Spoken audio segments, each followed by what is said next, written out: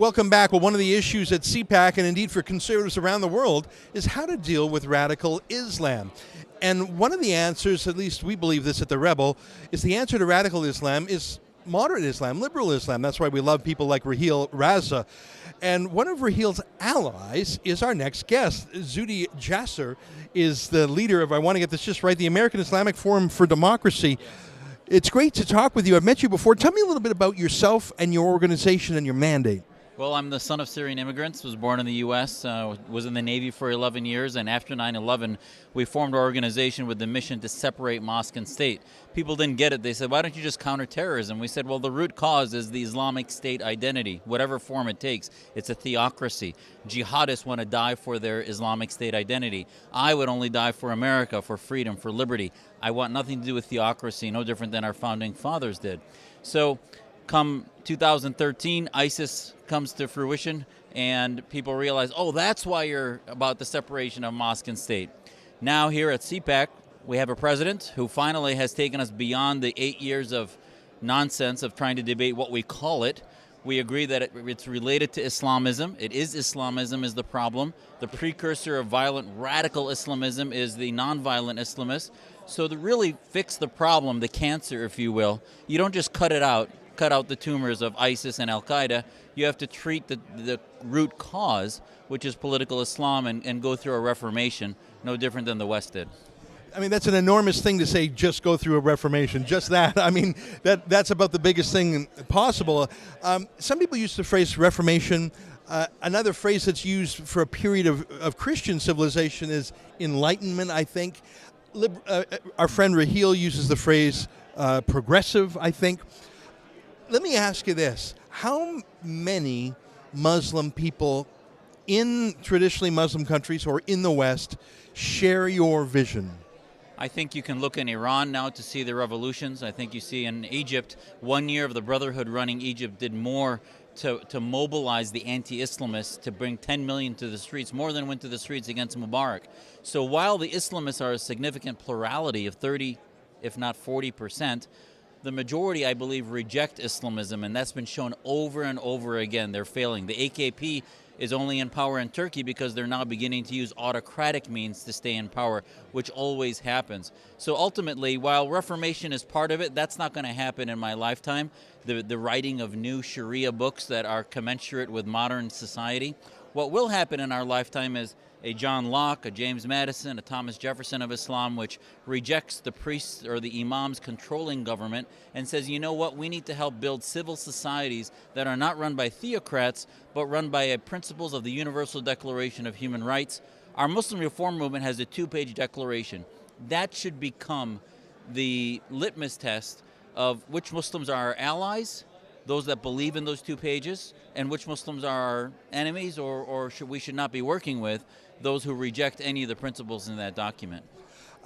One of the reasons we love Raheel Raza, and I know I'm singing her praises here, but she has helped me think of these things clearly, and I know that you're allies with her, is that I look around the American, and by American I mean the United States and North America, Canada, the voices I see speaking for Islam are typically the Islamist voices, either explicitly Islamist or Muslim Brotherhood who are Islamists, but they're a little bit more politically savvy.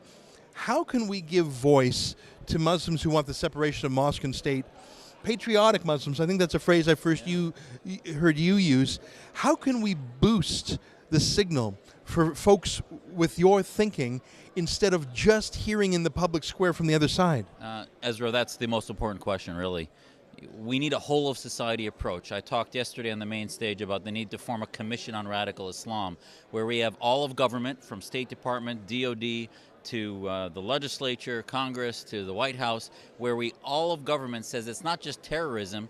Countering violent extremism means nothing. We need to focus the crosshairs of every project, homeland security, immigration, foreign policy, on countering Islamism, not terrorism, which is a tactic, but Islamism, their end goal, which is the Islamic State. So once you do that, you will marginalize the Islamists. So the reason they have the voice of most organizations is they are the establishment. They're the ones who are petro-Islam. You know, the billions of petrol went to fund the Islamist organizations. The rest of us either reject them, or we've not had the wherewithal, the organization, the collectivism to come together and say, you know what, we reject the Islamists. We are inherently anti-collectivists, and that's why we've not been organizing. And I think the rest of the world, all of you, need to begin to hold Muslims accountable and not have this bigotry of low expectations. Hold us accountable to the same things you do to every other faith community. Anti-Semitism should be rejected. Homophobia should be rejected. All the things that you see in mosques that are just ignored by people like Prime Minister Trudeau should be focused on and not have this bigotry of low expectations. Well, that was going to be my last question. I know you're a busy man. Everyone wants to say hello to you here, Zuhdi. In Canada, we have a Prime Minister who has explicitly not drawn a line between Islam that he will visit and truck with and talk to, and Islam that's too far.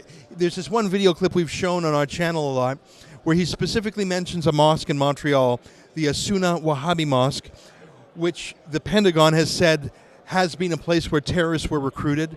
The various exposés show they teach full extremism. Violence should be the remedy for adulterers or gays. So Trudeau has explicitly not rejected those mosques. He campaigns in those places, and I'm not even talking about his policies. Yeah. What would you say about Trudeau? He wants the Muslim vote, but what would you say to him about the fact that he still trucks with extremists? I think it's, at best it's a profound ignorance, and at worst it's an intentional, almost bigoted elevation of the worst elements of our society, of our community, in that he can go, there's a soundbite of him going into a mosque where the women are behind a curtain, and he's saying to the sisters upstairs, he can't even see their face, and he says to the sisters upstairs. Would he go into a synagogue or a church and ask the same thing? No. He needs to adhere, I would ask him to adhere to his same leftist values. Feminism, gay rights, the things that he claims to march in. While he's marching in a gay parade, he's wearing Islamic socks. It just doesn't make sense, because the people he's consorting with actually want the demise of the Canadian culture, the demise of Canadian contract of society. So the left needs to hold him accountable to their values. And if you look at our Muslim reform movement, it includes many feminists like Raheel, Ezra Nomani, Shireen Kudosi, and they're just horrified by what they see on their own side. I'm a conservative, so I have less influence on the left, but I can tell you on the right, this is the message that I'm giving here at CPAC. Well, I really appreciate you taking time out for us, and thanks for your comments about Canada. Yeah. Great to see you again, Zuhdi. Thanks for all you do. Thanks. Cheers. We're at CPAC. It's a giant conservative conference in Washington, D.C. I got to say, I've seen some Canadians here, though. Hey, if you want to see all our videos from CPAC, go to the Rebel.Media /RebelCPAC.